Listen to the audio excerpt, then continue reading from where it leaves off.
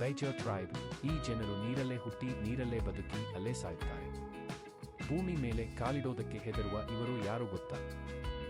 ಬೈಜೋ tribe life style. ಭೂಮಿಯ ಮೇಲೆ ವಿವಿಧ ಜನಾಂಗಗಳು ವಾಸಿಸುತ್ತವೆ. ಅವುಗಳಲ್ಲಿ ಕೆಲವು ಸಾಮಾನ್ಯ ಜಗತ್ತಿನಿಂದ ಸಂಪೂರ್ಣವಾಗಿ ಬೇರ್ಪಟ್ಟಿವೆ. ಅವುಗಳ ಕುರಿತು ಹೊರ ಜಗತ್ತಿಗೆ ಹೆಚ್ಚಾಗಿ ತಿಳಿದಿರುವುದಿಲ್ಲ.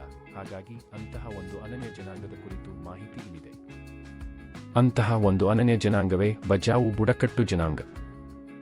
ಇಂಡೋನೇಷ್ಯಾ, ಮಲೇಷ್ಯಾ ಮತ್ತು ಫಿಲಿಪೈನ್ಸ್ ಕರಾವಳಿಯಲ್ಲಿ ವಾಸಿಸುವ ಈ ಬುಡಕಟ್ಟು ಜನಾಂಗದವರು ವಿರಳವಾಗಿ ಭೂಮಿಗೆ ಬರುತ್ತಾರೆ. ಈ ಬುಡಕಟ್ಟು ಜನಾಂಗಗಳನ್ನು ಸಮುದ್ರದ ಜಿಪ್ಸಿಗಳು ಎಂದು ಕರೆಯಲ್ಪಡುವ ಈ ಬುಡಕಟ್ಟಿನ ಜನರು ವಿರಳವಾಗಿ ಭೂಮಿಗೆ ಬರುತ್ತಾರೆ, ಏಕೆಂದರೆ ಸಮುದ್ರವೇ ಅವರ ಜೀವನಾಧಾರ ಮತ್ತು ಮನೆಯಾಗಿದೆ. ಇವರ ಅದ್ಭುತ ಡೈವಿಂಗ್ ಸಾಮರ್ಥ್ಯ, ಅಲೆಮಾರಿ ಜೀವನ ಶೈಲಿ ಮತ್ತು ಸಂಸ್ಕೃತಿಯ ಸಂರಕ್ಷಣೆಯ ಬಗ್ಗೆ ತಿಳಿಯುವುದು ನಿಜಕ್ಕೂ ಆಶ್ಚರ್ಯಕರವಾದ ಅನುಭವವನ್ನು ಒದಗಿಸುತ್ತದೆ. ಬಜಾವು ಜನಾಂಗದವರು ಫ್ರೀ ಡೈವಿಂಗ್ನಲ್ಲಿ ಅತ್ಯಂತ ಪರಿಣಿತರಾಗಿದ್ದಾರೆ.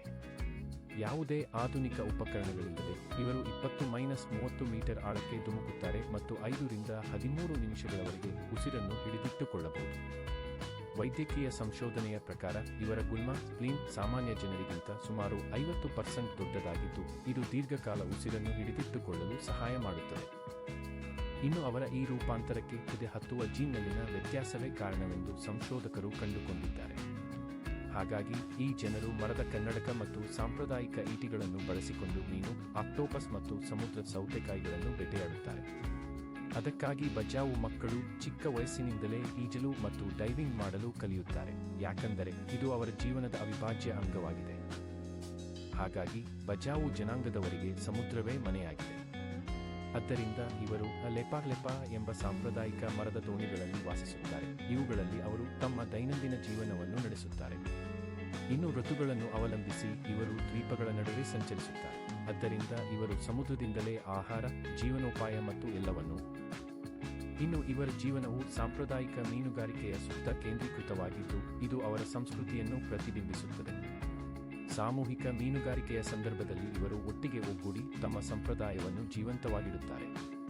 ಕೆಲವು ಬಜಾವು ಗುಂಪುಗಳು ಈಗ ಕರಾವಳಿಯಲ್ಲಿ ಕಂಬದ ಮೇಲೆ ಕಟ್ಟಿದ ಮನೆಗಳಲ್ಲಿ ವಾಸಿಸುತ್ತಿದ್ದಾರೆ, ಆದರೆ ಇವರ ಹೃದಯವು ಸಮುದ್ರದೊಂದಿಗೆ ಜೋಡಿಸಲ್ಪಟ್ಟಿದೆ.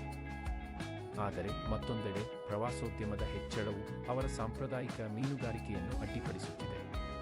ಕೆಲವರು ಹಾನಿಕಾರಕ ಬೇಟೆಯ ವಿಧಾನಗಳತ್ತ ಮುಖ ಮಾಡುತ್ತಿದ್ದಾರೆ, ಇದು ಪರಿಸರಕ್ಕೆ ಮತ್ತಷ್ಟು ಹಾನಿಯನ್ನುಂಟು ಮಾಡುತ್ತಿದೆ.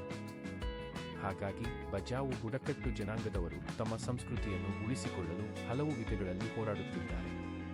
ಸಮುದಾಯದ ನಾಯಕರು ತಮ್ಮ ಜನರಲ್ಲಿ ತಮ್ಮ ಹಕ್ಕುಗಳ ಬಗ್ಗೆ ಜಾಗೃತಿ ಮೂಡಿಸುತ್ತಿದ್ದಾರೆ. ಅವರು ತಮ್ಮ ಸಾಂಪ್ರದಾಯಿಕ ಮೀನುಗಾರಿಕೆ ಪದ್ಧತಿಗಳನ್ನು ಮುಂದುವರಿಸುತ್ತಾ ಆಧುನಿಕ ಬದಲಾವಣೆಗಳಿಗೆ ಹೊಂದಿಕೊಳ್ಳುತ್ತಿದ್ದಾರೆ. ಏತನ್ಮಧ್ಯೆ ಸರ್ಕಾರಿ ಯೋಜನೆಗಳು ಇವರನ್ನು ಭೂಮಿಯಲ್ಲಿ ಸ್ಥಿರವಾಗಿ ನೆಲೆಗೊಳ್ಳಲು ಒತ್ತಾಯಿಸುತ್ತಿವೆ. ಇದು ಇವರ ಅಲೆಮಾರಿ ಜೀವನ ಶೈಲಿಯನ್ನು ಕಸಿದುಕೊಳ್ಳುತ್ತಿದೆ. ಕೆಲವು ಬಜಾವು ಜನರು ಡೈನಮೈಟ್ ಮೀನುಗಾರಿಕೆಯಂತಹ ಹಾನಿಕಾರಕ ವಿಧಾನಗಳನ್ನು ಅಳವಡಿಸಿಕೊಂಡಿದ್ದಾರೆ. ಇದು ಪರಿಸರವನ್ನು ಮತ್ತಷ್ಟು ಹಾಳು ಮಾಡುತ್ತದೆ. ಆದರೆ ಇವರಿಗೆ ನಾಗರಿಕತ್ವದ ಹಕ್ಕುಗಳ ಕೊರತೆಯಿಂದ ಶಿಕ್ಷಣ, ಉದ್ಯೋಗ ಮತ್ತು ಆರೋಗ್ಯ ಸೌಲಭ್ಯಗಳಿಗೆ ಪ್ರವೇಶವಿಲ್ಲ. ಇದು ಇವರನ್ನು ಸಾಮಾಜಿಕವಾಗಿ ಹಿಂದುಳಿದವರನ್ನಾಗಿಸಿದೆ.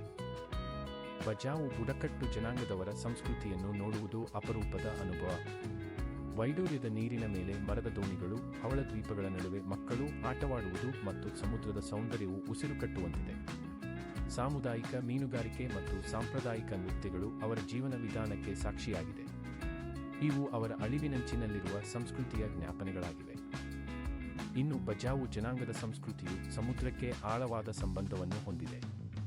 ಇವರ ಧಾರ್ಮಿಕ ನಂಬಿಕೆಗಳು ಇಸ್ಲಾಂ ಧರ್ಮ ಮತ್ತು ಸ್ಥಳೀಯ ಆನಿಮಿಸ್ಟಿಕ್ ಸಂಪ್ರದಾಯಗಳ ಮಿಶ್ರಣವನ್ನು ಒಳಗೊಂಡಿವೆ. ಇವರು ಒಂಬೋ ತುಹಾನ್ ಸಮುದ್ರದ ದೇವರು ಮತ್ತು ದಯಾಂಗ್ ಮಂಗಿಲೈ ಕಾಡಿನ ದೇವತೆ ಎಂಬ ದೇವತೆಗಳನ್ನು ಪೂಜಿಸುತ್ತಾರೆ.